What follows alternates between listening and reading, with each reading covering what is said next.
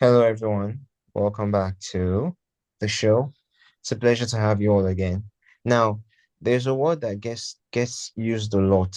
The word is innovation. It shows up in the strategy decks, in mission statements, in conversations about the future. But there's a gap between talking about innovation and actually creating something that works. Because if innovation is supposed to drive growth, why do so many efforts never move beyond ideas? Why do so many companies invest in it but struggle to see real results? Today's conversation explores that gap between intention and execution, between ideas and outcomes. I am joined by Bruno Pešec, someone who works directly with organizations to turn innovation into measurable impact, not just theory. Bruno, welcome to Thoughts At Last. It's a pleasure to have you. I'm so happy to be here and looking forward to our conversation. Awesome. So, Bruno, before we kick things off here on Thoughts At Last, I and my listeners, we want to get to know our guests on a personal level. So, if you don't mind, can you tell us more about yourself? Of course, I'd be happy to. And I'll keep this brief so we can focus on Yeah. innovation. Okay. So I'm Bruno Pešec. I'm a Croatian living in Norway, working across the globe. By training, I'm an engineer, but the last 10 years I spent working with large companies, helping them innovate at scale. And as you mentioned, there are a lot of gaps when innovation is mentioned. So just for the conversation today, I would like to share what I mean by innovation, so the listeners can, compare to how they're thinking about innovation. When I talk innovation and when I discuss innovation with my clients, what we are really talking about is something new that creates value. New and value are actually two relative terms. So when we're talking about new, it has to be new for the customer, the recipient, and it has to be new for the organization. It doesn't have to be new for the history of mankind. We're quite an inventive species. Yes. Value must flow in two ways. So there must be value for the customer, the person that we are innovating for, but there must also be value for the innovator, because in most cases, innovation is in domain of, well, for-profit enterprises, and if they're losing money coming up with new innovations, they will not exist for for long. Yes, actually. Hello. I'm here. I'm here. Okay, bro. Please continue. Yes, yes. That is kind of what I've been focused on. Besides professional focus, I've been practicing martial arts ever since I was, what was it? Well, over 30 years now, ever since I was six years old. And martial arts informed a lot my professional practice. You know, how I approach things, how I deal with uncertainty, with ambiguity, with discipline. Because really, when we discuss innovation, it's a specific process for handling uncertainty, the unknown. How do we approach that? How do we cope when we don't know what's going to happen tomorrow? And I found martial arts to be a great background for that, or at least for myself. Wow. Wonderful. Thank you so much for letting us get to know you, Bruno, and welcome to Thoughts At Last once again. Now, Bruno, why do so many companies talk about innovation, but sometimes fail to profit from it?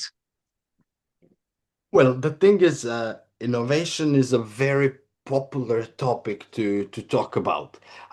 When we zoom out a little bit and we look at growth for companies, especially profitable growth, they basically have only two levers for organic growth. What that means is organic growth is through activities that the company does instead of going out and acquiring other companies or similar. So for organic growth, we basically have branding, which is, what people tell about you, and Yes. innovation, which is about creating value for the customers and other stakeholders. So there are only these two levers.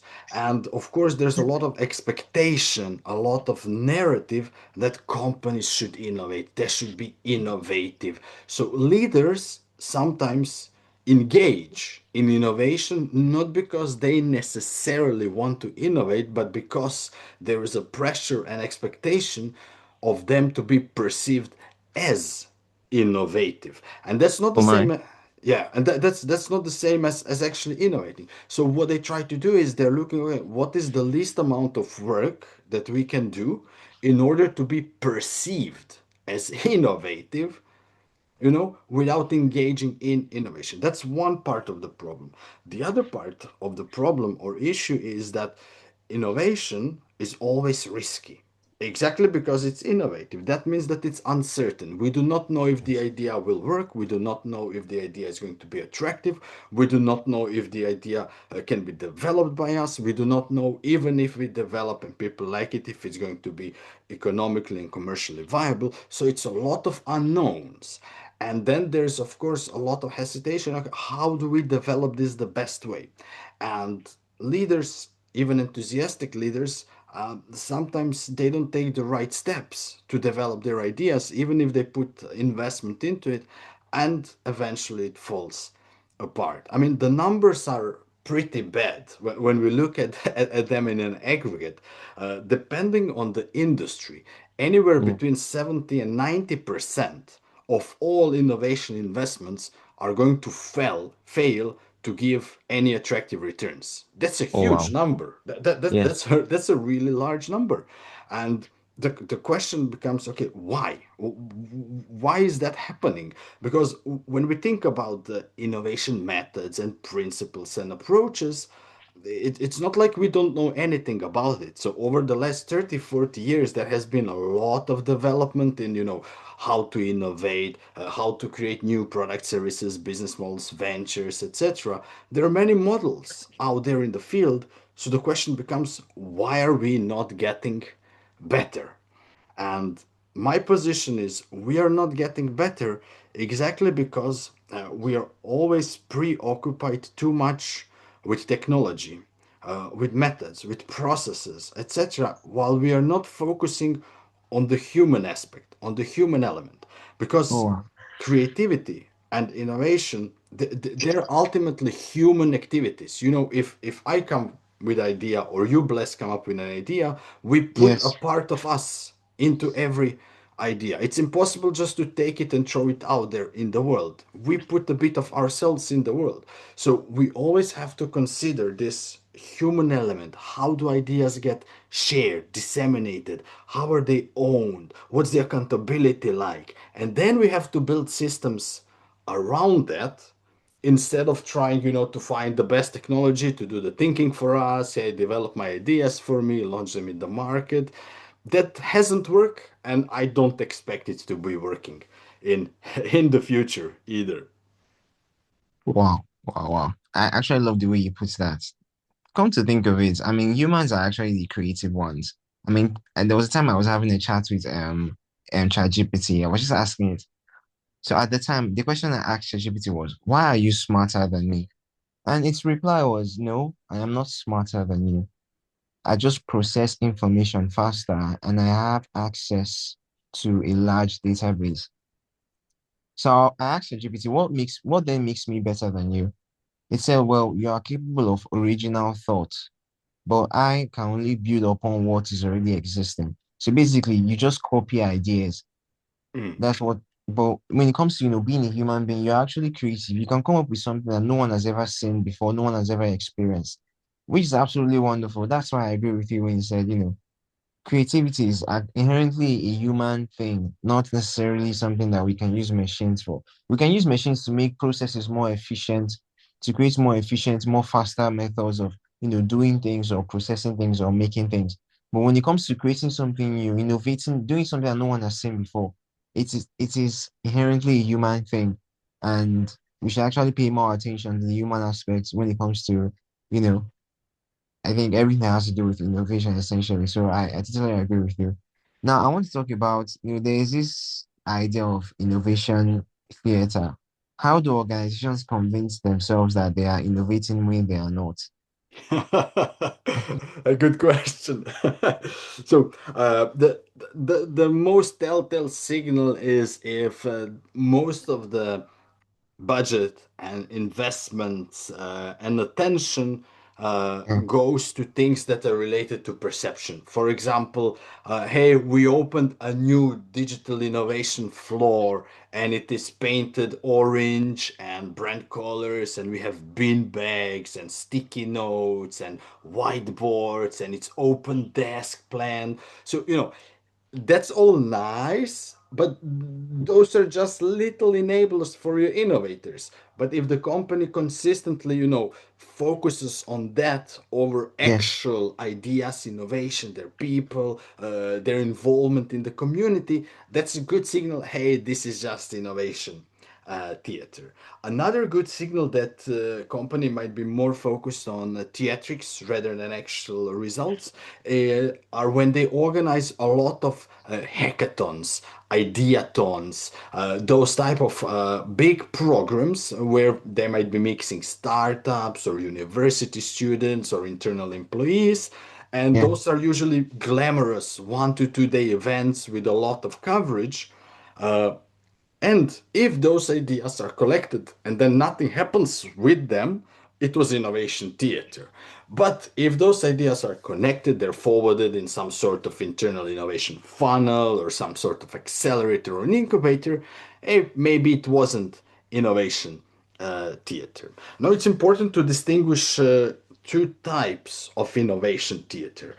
There is deliberate innovation theater, which goes back to the example I shared earlier on, and that is when the leaders feel the pressure, or we must be perceived as innovative. So, what is it that we can do that we build that perception without actually innovating? That is a deliberate innovation theater. And then Wow. there's the other camp, which I would say is a little bit more concerning, and that is, accidental or innovation theater, where basically Yes. you set out with the idea, hey, we do want to be innovative, we do want to invest in our innovation capabilities, we want to attract people that are innovative, we want to enable our employees to be innovative. And then those companies, they have the heart in the right place, but they might use a wrong type of help, they might focus on the wrong activities, they might focus more on external factors, like, okay, how do we organize this cool hackathon, because that's what we've seen in the media, or that's what we've seen in the Silicon Valley, and they Yes. fail or miss out on connecting their innovation tactics and vehicles with internal business targets, strategy, what the company is doing. Because innovation in a corporate context must support overall business. It shouldn't support, sorry, it shouldn't exist on the outside, like something else out there. It should be part of the business supporting overall ambition. That's what a healthy innovation ecosystem does. And this is when we Yes. know, hey, this is not innovation theater, these people are for real, because what they're working on has direct connection to what their business is about. Oh, wow. Thank you so much for that wonderful response, um, Bruno. Now, Bruno, you just reminded me of the conversation I once had with someone, a guest that was an entrepreneur. So he said, like, we have entrepreneur influencers. They are always online telling you how it's a good thing to become an entrepreneur, how you should try to become an entrepreneur and start your own entrepreneurship business and endeavor and whatnot. And I told him, I said, well, the actual entrepreneur are locked in their cave like Batman doing their job. I mean, those people, anybody that's online saying, I'm an entrepreneur, they're posting videos every day. Trust me, that's how they make money. They make money by influencing. So I think the same thing goes for these companies that are actually creating this idea or this persona that they are innovative. They basically hold lots of conferences, hackathons, and meetings, and to look for investors, to look for people to invest in their company, to showcase let me just say, to showcase substandard or sometimes some kind of idea that, oh, this is what we are building. We are 90% done, 95.5% done. It's just so I actually understand that. I've experienced something like that. And back then when I was in university, we used to go for some kind of conferences, and Although at the time I didn't know that there was something called innovation theater per se, but I would just be able to tell that this company, they're just playing around. I don't think they plan to actually make any product or create anything usable. They just want to hold enough conferences to attract lots of investors. Then when the money is enough for them, they will just eventually shut down and give one excuse or the other. So yes, that innovation theater, I have a first-hand experience of that. Now I want to ask you, you've been trained by systems like Toyota's approach to value creation. Now, what do they understand about innovation that most companies tend to miss? Ooh, so I had a wild experience. That training was while I was studying. So I was studying for industrial engineering, and I got picked up by a Toyota team that was doing a special training in my part of the world, and I was super excited. I was like, "Wow!" I mean, I'm gonna learn Toyota methods. I'm gonna learn how they're developing products. I love the Toyota production system. I was super excited. And then I was introduced to their chief engineer and the team. And Or the first thing they had a study was a Japanese toilet. I was well, expecting to work on a car, and here I am. sorry, let me just interject there. To be fair, I think the Japanese toilet is one of the should I say it's one of the main should I say connotations of modern technology. Honestly, it's crazy. It's more advanced than some cars. Yes, yes. So that was kind of the point. So because their explanation was that their toilets are very customer oriented, like Wow. perfect customer experience. So you must understand how we designed that before you can work on Yes, designing cars. And I mean, it is. I was shocked then. It is funny today, but I realize in retrospect it was exactly what we were talking about. So useful innovations create value for the users.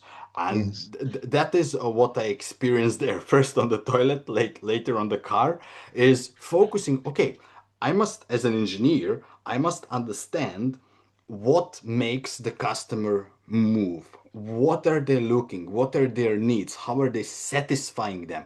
And then build a solution around that.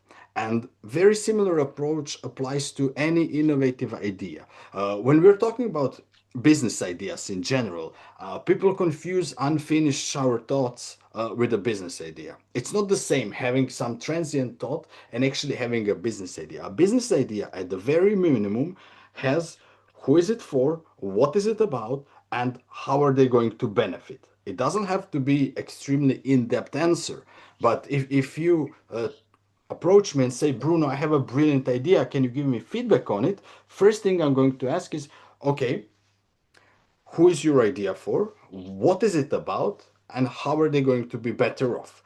If you cannot answer those three questions, then you still don't have an idea. You have to go back to the drawing board. You have to think a bit more to be able to articulate that.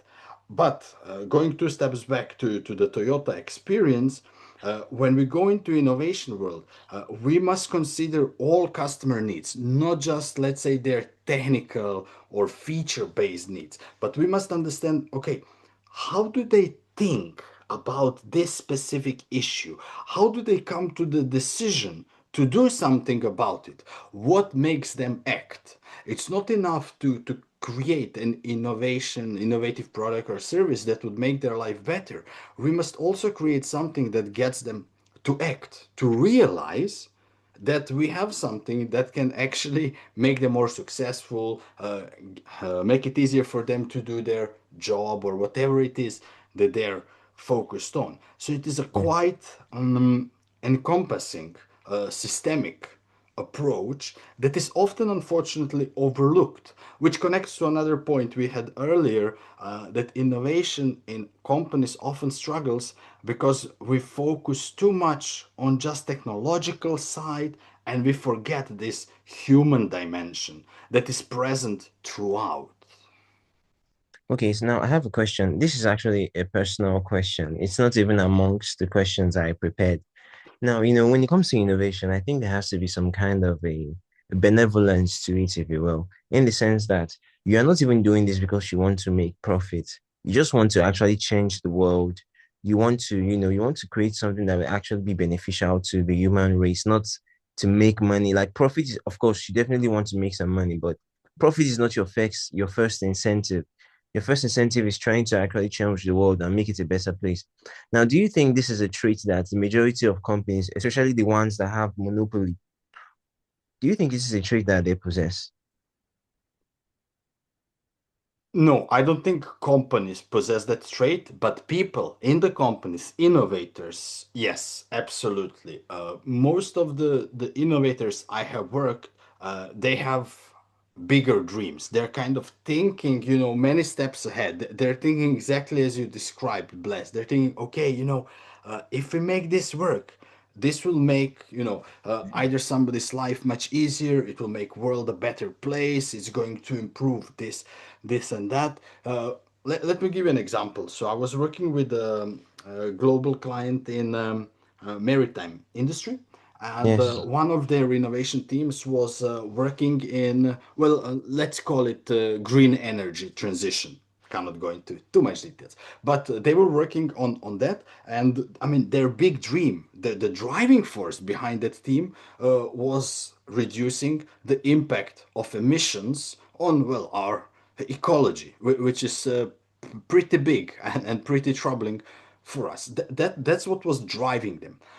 And then they were working, okay, this is a really, really big issue, but what is it that we can do today to make that slightly better for the future? And over a period of several weeks, they managed to come up with something very specific that would encourage ecosystem players to kind of reduce their emissions without negative impact on their business.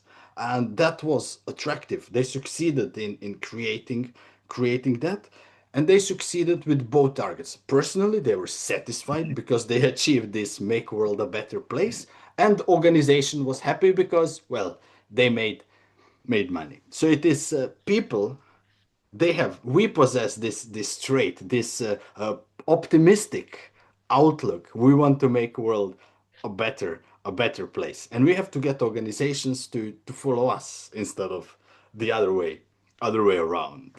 Oh, so I think the main issue is the fact that majority of organizations, the policies around how they are run, their modus operandi is always geared towards making profit. Yeah, absolutely. The incentive is always there. Profit first. Oh, wow, that's crazy. Well, I do understand. I can see why that's important. The fact that the business has to go on, because if the company doesn't make profits, it's essentially going to collapse. But then again, it's making profits, but at what expense? If it's at the expense of people and innovation, then I don't think that's the right way to run the company.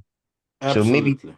and I mean, the world is becoming a very, very much complex place to live in. So why can't we have two things at the forefront, not just one, profit and innovation? I mean, is that not feasible?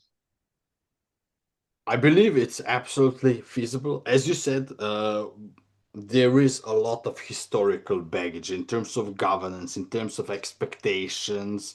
I would say that Nordic companies, so that means Norway, Denmark, Sweden, Iceland, they're a good example of being more balanced, so not so profit obsessed. They have stricter governance, mostly state influenced, where they're expected to positively impact both socially, economically, and environmentally upon the countries that they're operating in. So we have some examples of this working successfully. Of course, you always have people on the opposite end arguing, hey, this slows down innovation, this kills Yeah. innovation because it's regulated, this and that. I mean, that is just another extreme. So I'm hopeful in terms of what we have been seeing over the last 20, 30 years. I'm hopeful for the future, but we are not quite there yet. Well, thank you so much for that wonderful response. Now, I want to ask you, you know, oh my, okay, yes, I found the question. Now, from your perspective, what separates an idea that stays on the whiteboard from one that creates real impact? Now, before you answer, I remember I was having a conversation with someone and I told him, I said, there are lots of things that have been created or invented or innovated by people that would actually be mind-boggling if you find out about it or it goes, mainstream. But the issue is, majority of them don't have a way to commercialize, that particular product. Now, I spoke about one, during the 1800s. Sorry, I'm going to go on the whim and just say a very short story. Mm. And please, I am not, how would I put it? My memory is kind of foggy about this. So if at some point if you know about the story and at some point you want to interject and correct me, please do. So I think during the 1800s, Nikola Tesla invented a machine that could transfer electricity wirelessly, if I'm correct. Or is it the 1900s? I think it's the 1900s. Mm. I don't know if you know about this. Oh, I I know the story, but please go ahead and share for the listeners. Why not? Okay, okay. So I was speaking with a friend. He was like, "Are you serious? Somebody invented such a contraption or such a machine that could transfer electricity wirelessly, and you could power an electrical appliance or a light bulb some distance away without any wires." I was like, "Well, yes, it was actually very much possible." So he started to ask me if there was any disadvantages to this. I was like, well, scientifically, biologically, I don't really know. I haven't necessarily taken out time to research it. But financially, there is because imagine you invest in such a project. How do you place tariffs on the expenditure? How do you charge people for how much electricity they use? Because there's no way to place a tariff. As opposed when it's a wire, you can easily just turn it off. You can turn off some people's electricity and leave some people's on, some other people's own on. But when it's wireless, you usually have to turn it off for everyone. So I said, I think one of the reasons why that particular invention or that innovation never really took off because of the fact that there was no feasible way to commercialize it. I don't know if you understand what I'm trying to say. No, So absolutely, absolutely. Yep. yes, so I think there are lots of other inventions or innovations out there just like this that we've never heard of, but because of the fact that they cannot commercialize it, there's no way they can sell it to the general populace. So they would instead just keep it hidden or sometimes hold it for themselves. Now, this is one of the reasons why I think some ideas never really leave the whiteboard and become mainstream or even create any kind of impact in the real world. Now, what other reasons have you noticed yourself because you are experienced in this field? Mm, mm. So Nikola Tesla is a good example because Nikola Tesla was a famous inventor. He invented a lot of stuff. He was not preoccupied himself with the commercial aspect of most of his inventions. It was Yes. Thomas Edison who is more famous for commercializing a lot of inventions, including some from Nikola Tesla. And this is an important distinction in terms of innovating in organizations. There is actual distinction between invention and innovation, and you can also see it in a corporate structure. It is usually R&D, research and development, that deals with invention. And then you have other functions that deal with commercialization of those inventions or innovation. Invention is something that's novel. Invention by itself does not need to be valuable. It is only when we add this value that it becomes an innovation. So if you think about R&D, you can say that their job is to transform money into ideas, and innovation's job is to transform ideas into money. You ask, how does something go from an idea on a whiteboard, piece of paper, into reality? The easiest and quickest way for it to go into reality is the person who owns the idea, innovators, whomever, is they should share it with a colleague or a friend to get feedback. Then it starts being Yes. more tangible. The next step is to share it with, well, as I said, if it's an idea, you must be able to tell me who do you think your customer is. So next step is sharing with the customer, getting feedback from the customer. This feedback loop is critical for making ideas real. Because what you basically want to do at those early stages, you want to find as early as possible if your idea sucks and if you can abandon it. Yeah. That is most valuable thing. You don't want to persuade others that your idea is best ever. What you want to find out is what's the weakness so you can work on your idea further. And one of my favorite expressions is spend ideas, don't, not money. And this is to illustrate that really we should be dealing with hundreds of ideas, not one idea that you baby and cradle and you try to protect it and shelter it. Forget about it. We must have many ideas and we must freely go through them, rotate through them until we find a good idea that is relevant for the issue or the customer or whatever we are dealing with. And you already had a step in there in the question itself that a lot of people miss out. You said, how do I move idea from the whiteboard to reality? A lot of Yes. people make the mistake of not even moving their idea for them from their mind to the whiteboard. Oh wow. It's a maybe a little bit simplistic and funny, but I cannot tell you how many times I worked with leaders and innovators who only had the idea in their head. And I mean, this sounds all good, but it's can you articulate it? Like, can you write it down? Can you draw it on a whiteboard? Can you make a slide deck? Whatever, it doesn't matter, but get it out of your mind and in front of others. And this is Yes. super important because when you're able to articulate an idea and create an artifact in a form of whatever, whiteboard, paper, etc., then you have the object to discuss. Because we want to go hard on ideas, we want to critique ideas really strongly, but that does not mean that we are critiquing the person. So, if somebody comes to me and says, Bruno, this idea is not good for this and this reasons, it is the idea that's not good. They're not telling me, Bruno, you are not good for this and Yes. this reasons. And this is so much easier if you're able to put that idea in some physical form. Because then we are focused, on this whiteboard, on this piece of paper, on this presentation, whatever, instead of each one of us as individuals. And this is a small step, but super important for the innovation process because that goes back to the beginning of our conversation, paying attention to the human dimension. Wow. Thank you so much for that wonderful response, Bruno. And one other thing I would love to add, one other thing I think that inhibits innovation in a certain way is the culture around it. You watch movies, I don't specify, all the woods, movies from all the woods, that, if you understand what the joke I'm trying to make. So it's always about grind. It's all about the money, making the money. The money is always the first thing that's put in front of people, not the change they want to make, not how the product is going to help people. It's always about how much money they're going to make, how much money they're going to make.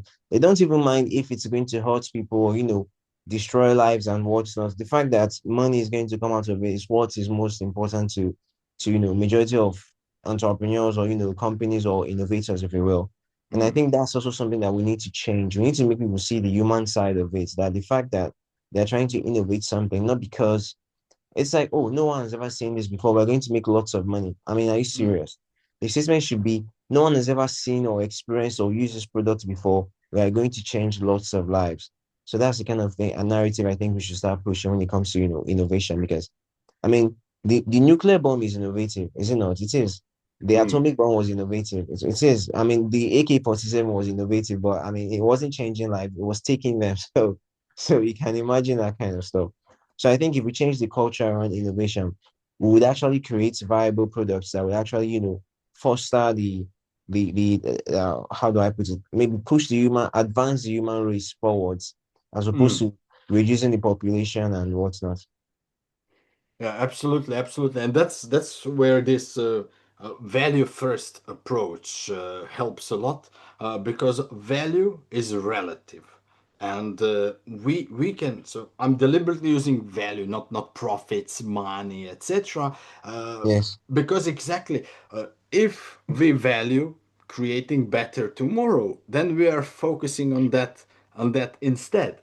And this is an opportunity for every innovator. And I'm happy to report all the clients I work with, we always have this as a part of our Oh, process, wow. you know, That's paying absolutely wonderful. exactly like paying attention, you know, how do we improve the human condition? And sometimes it is super small. You know, for some innovations, it's about just making the worker life a little bit easier. It's super small, but it Yes. accumulates over time. Sometimes it's pretty big, like the emissions project. It had a very big global impact. So, but it's always a focus there, always a little bit, and then it compounds over time and throughout scale and organizations and everything. And you're absolutely correct. I mean, there's so much media, and you mentioned those entrepreneur hustlers. You know, be an entrepreneur Yes. by my course. So there's a lot of media that's kind of, you know, pitching this, you know, money first, whatever you do doesn't matter. If you get money, everything is going to be forgiven. So it's, you know, we have a lot of this negative media, and the only way to deal with that, in my experience, is persistence. So continuously focusing, resetting. Hey, you know, forget about that. Let's go back to the drawing board. Let's see how we can make this a better thing. Let's see how we can create some value that's not just financial or monetary value, but, you know, let's see if there is something we can do to make people's life a little bit easier. And Exactly. then it's a thing of discipline. Like really, it's a challenge to keep repeating that again and again and again. And where this gets most difficult is when times are really challenging. When there was a global pandemic, when there was a war outbreak, then it's difficult, you know, to focus on helping others when you're trying to to save your own life. So we have to be considerate, we have to help each other, and we have to continue reminding each other, hey, you know, there is a way for us together to work through this and to create a better tomorrow. I don't know, maybe I'm too optimistic, but that's the outlook I'm maintaining. Oh, I actually agree with you. I think it's 100% possible. Thank you so much for that wonderful response, Mm. Bruno. Now, Bruno, zooming out, do you think innovation is more about personal systems or mindset? Hmm, good question. Hmm. I would say I would say it's more about zooming out, it's about behavior. And sometimes, you know, behavior is connected to mindsets and systems. Sometimes it's almost ingrained and outside of it. What I mean by behavior, for example, a very, very small example is curiosity. Uh, every individual on the world, on the planet, is curious to this or that extent. Some people are more curious, some people are less curious. When, as kids, we go into our education systems are in most cases built for repeatable systems, repeatable processes, repeatable procedures. They start damping and in some cases extinguishing curiosity, extinguishing asking questions, because curiosity in essence is about asking questions to learn something new without getting punished. And unfortunately, I have observed over the decades is that this curiosity slowly erodes. And curiosity as a behavior is something super important for That's, innovation. It's you know, it's asking stupid questions. For example, if you come to the facility, manufacturing facility, and you see a little puddle of water, there should be no puddles of water in a manufacturing facility. oh, So yes. if you know, if you stop and you have question marks and you become curious, oh, why is that here? Not accusing, not asking, you know, why is that here, but you know, what created this puddle of water? And you start Yes. investigating and you find a leak on the roof, and then you ask yourself, okay, how long has this been happening? Why is this happening? How can we prevent this? You know, this is good curiosity. When you're sitting at home because you have, for example, a banking product, and you think, I mean, how do people make a decision to get a loan? What goes through their head? How could I learn about this? I should probably go to the call center and listen in on some of the banking calls. You know, this is all good, healthy, curiosity. But as we get older, this curiosity gets suppressed. It's not rewarded. Sometimes it's actively punished. But it is one Yes. example of how behaviors shape innovators. There are Wow. many other smaller behaviors like that, and I personally am more focused on these behaviors rather than mindsets. Systems, when they're done well, systems can encourage and discourage some behaviors. But in my opinion, they cannot really create them. They can only encourage or discourage. If you never had it in yourself, a system in a company is not going to create it. Going back to the curiosity example. Now, my experience is that everybody has it, just different levels. The same goes for creativity. So many people tell me, Bruno, I'm not a creative person. Because when they hear creativity, they're thinking about, artists. They're thinking about Picasso, Exactly.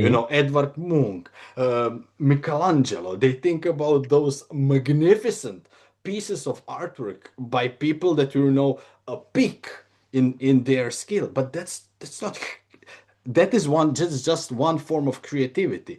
If you can go to your fridge and make a dish out of leftovers, you have just been creative. And everybody can do that. Oh, wow. Thank you so much for that wonderful response, Bruno. Now, Bruno, on a personal level, how has working in this space changed how you think about progress and success? Okay. So one thing I noticed, and that goes both for innovation and strategy work I'm doing, is it requires a lot of patience. It requires a lot of relearning. So to me, what's fascinating, well, because this is my domain, innovation, but I work with many different clients across the globe, is even though they're in different industries, dealing with different customers, different employees, problems are pretty similar. And solutions at a high level, they're also pretty similar. To an extent, that's good. It's like, okay, these problems are not so unique, which means we can resolve them, we can overcome them. On the other side, it also makes me question, makes me curious about, okay, but why are these issues being replicated across the globe? Why are we not learning fast enough, quick enough to prevent these issues from happening? Because if you look at us as species, humankind, uh, Yes, we basically are successful because we're able to build on previous generations' knowledge, right? So yes, we are not yes. naked cavemen anymore. We have clothes, we have warmth, we have cooked food. So we are able to build on the previous generation's knowledge. But it seems to me that somehow maybe this process has slowed down. Maybe the way we used to transfer knowledge and insight is not working well for us anymore. Because if you look back, for the last 100 or so years, there's been huge technological expansion, but human related issues, they keep repeating themselves, they keep replicating. We are not getting better at solving them. Why? Oh, I don't wow. have the answer, but I just have a question. Why? I saw a video today, right? And I saw it on Facebook.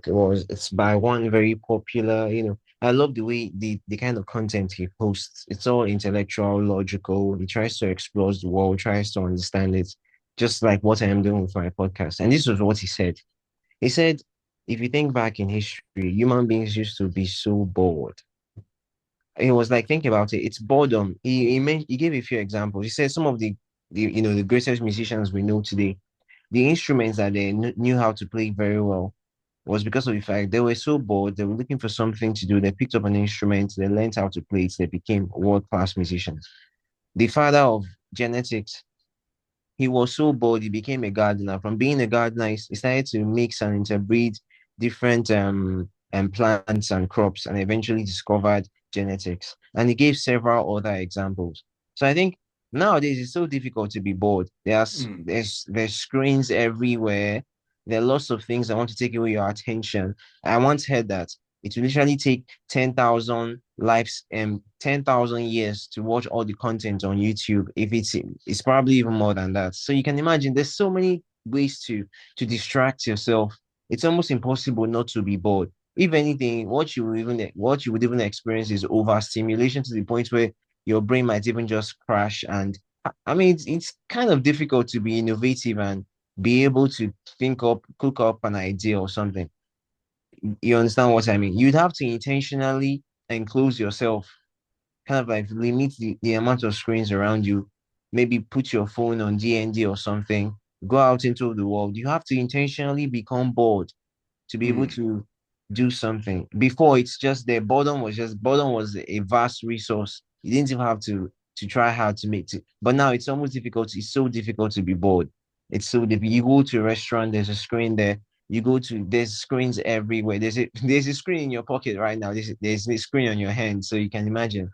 So I do think one of the reasons why it seems as if we're becoming less innovative and some problems that seems to be recurring, especially since over the past 2 decades or so, is because of the advent of the fact that screen became so portable to the point where you could take it anywhere. And now the screen has access to lots of things, social media, YouTube, TikTok. There's so many things. I mean, there's literally limitless content on TikTok.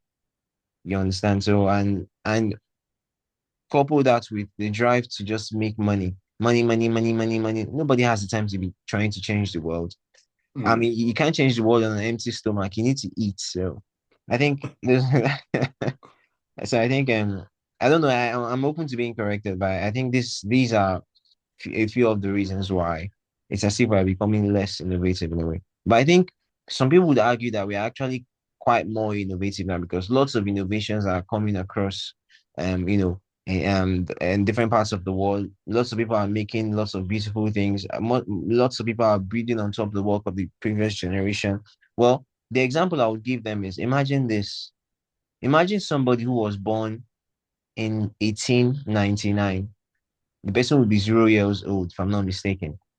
Now, let's say the person lived up until 1998. The person would be 99 years old, right? Hmm. Within that person's lifespan of about 99 years, he saw the airplane being invented. He saw man land on the moon. He saw the first computer to ever be invented. He saw the first television. I can literally, if I start to name everything that person must have experienced in his lifetime, it's going to be absolutely mind-boggling. You can imagine within that person's lifespan, right? He saw lots. I mean, think about it. You know what it means from not being able to fly, and in just a space of 60 something years to landing on the moon. Is that not mind? Is that not witchcraft? No, it's absolutely. I mean, the speed that we are developing new technology is absolutely amazing. I mean, Insane. it's wow. It's like you So said, you can mind-boggling. Yes. So I now think about our time. It's as if, there's robots that can dance. I mean, that's nothing new. You're not even impressed. You can even, wow, this new phone has this new feature. I mean, I thought about that too. I just didn't have the money to implement it. I mean, so it's as if the leap is no longer as it used to be before. Because why? People are not really that bored. So if there's a way we can bring back boredom, whether intentionally or unintentionally, I think it could help maybe make innovation a little bit more faster. And like I said, I'm just speaking of my own personal opinion. I've not really done any research. I don't have any statistical backed data that has been reviewed by a peer group or anything. So I'm just like, as they would say in America, I'm just capping right now. So Uh, uh, yeah, I could be wrong. it's a valid and fair hypothesis. I mean, if to innovate, you need time. You need time to think. You need time to wonder, to be curious, to be a little bit bored, to be a little bit slow, because the boredom also gives time to your brain to process, to connect the dots. So there is something in what you're saying. Yes. Thank you so much for that. Thank you for the backup. Everyone listening, Bruno said I just might be correct. Which also means I am not entirely wrong. So don't forget that. Now, really, I have a set of rapid fire questions I want to ask you. You can Go either ahead. answer with a phrase or a sentence. And I want you to know that if you cannot pick one option or the other, both options are available. So the first one is ideas or execution. Ooh, I mean, this has to be both. This has to be both. yes, definitely. I mean, you can't execute if you don't have any ideas. That's literally impossible. So the next one is speed or precision. For innovation, speed. Oh wow, really? Yes, so Oh, it's okay. this is backed actually on good research for the outcomes. That means successfully innovating, etc. Speed Yes, of the innovation process is more important than the quality of the innovation process. This is not to say that people should be dying or getting hurt or yeah. harmed or anything, but it's rather saying that when we're dealing with ideas, there are so many uncertainties. It is more valuable to learn quicker about those uncertainties than it is to spend more time designing a perfect experiment. Because in those initial stages, there is just so much ambiguity that whatever action you take, you're going to be more informed. So if you spend too much time to be precise, to have a very accurate experiment, you actually could have done three experiments in that period of time that were not as rigorously designed, but of course they still need to be designed, and you would have learned more. So this is specifically for early stage innovations, and there it should be speed over precision. Oh wow, absolutely wonderful. Thank you so much for that. No problem. Wonderful, wonderful clarification. So the next one is structure or flexibility. Both. there Yes, needs to very be there important. needs to be minimal structure that provides sufficient flexibility. The most important flexibility for innovation is ability to backtrack. What I mean by that is, if we said this idea is for that specific customer and this is what we want to offer them, and then we learn that that customer has different need that we can meet in a different way, we should have enough flexibility to switch and to meet that need. This is super important for the innovation teams in large enterprises because they are usually working in some sort of a stage gate or a pipeline model. And if they can only move forward without going backwards due to their discoveries, that can be very detrimental to the organization. Wow, thank you so much for that wonderful response, Bruno. And as I would say, I mean, if there is no structure in the first place, what are we going to make flexible? Yes. Okay. Now, what is one word you would use to define innovation? One word. One word. Value. Wow. That's the perfect answer. Thank you so much for that. There's no need to explain. I mean, my listeners will understand. And if you don't understand, ask Gemini. Now, moving on. If someone is, I mean, Gemini is the most reliable, if I'm not mistaken, I think. Now, if someone is trying to build something, whether it's a company or a product or even a new direction in your life, what is the most important shift they need to make? They need to make to move from thinking to actually creating something of value that actually works. The most important thing is every organization serves someone.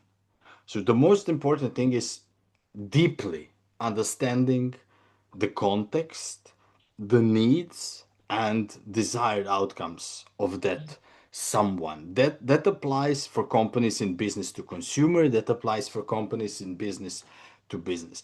Understanding what the segment you're serving, what makes them act, what makes them do what they're doing, why are they using your service or product or whatever, what are they accomplishing with it.